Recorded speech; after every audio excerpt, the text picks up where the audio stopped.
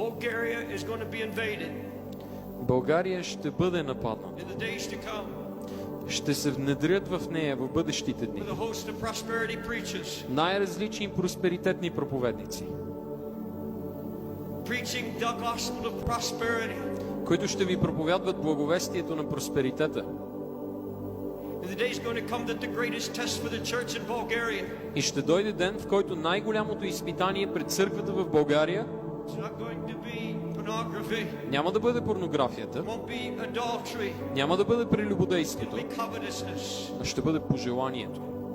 the pursuit of things of this world, Преследването на нещата от този свят. the better car, По-хубава the кола, bigger house, по-голяма къща, furniture, удобство в къщи, material things, материални притежания. getting our eyes off the things of Christ. И всичко това ще отвлича погледа ни от Let Христос. me tell you where it ends. Да ви кажа къде ще свърши.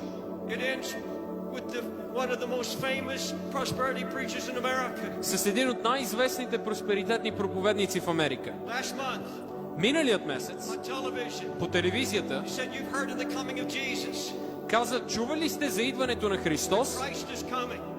Че Христос идва, He can come at any time." но Той може да дойде по всяко He време. said, "Forget it. Проповедникът продължи: чували сте всичко това, но го забравете. Jesus can't come Христос не може да дойде, till you have that new car, докато не получите нова кола, that nice house." докато не получите по-хубава къща, докато не имате просперитет. До тогава не може да се върне Calls Христос. that the Bible. И нарича това Божие Слово. I believe God wants to bless His people. Вярвам, че Бог иска да благославя хората си. And I know many prosperous Christians, И познавам много християни, които преуспяват. but I've seen Christians by the hundreds of thousands Но съм видял и стотици хиляди християни without the mind of Christ, без умът Христов. just wanting more and more. Християни, които само искат още и още и още.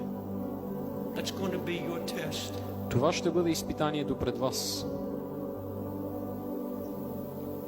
And I'm saying this, И го казвам, that the man who's been to his Arabia, че онзи, който е прекарал време в пустинята, the man that shut himself in with God, човекът, който се е затворил насаме с Бога, is going to come like Paul. ще живее като Павел. He says, "No man, Ще казва: няма никой, no man няма друг.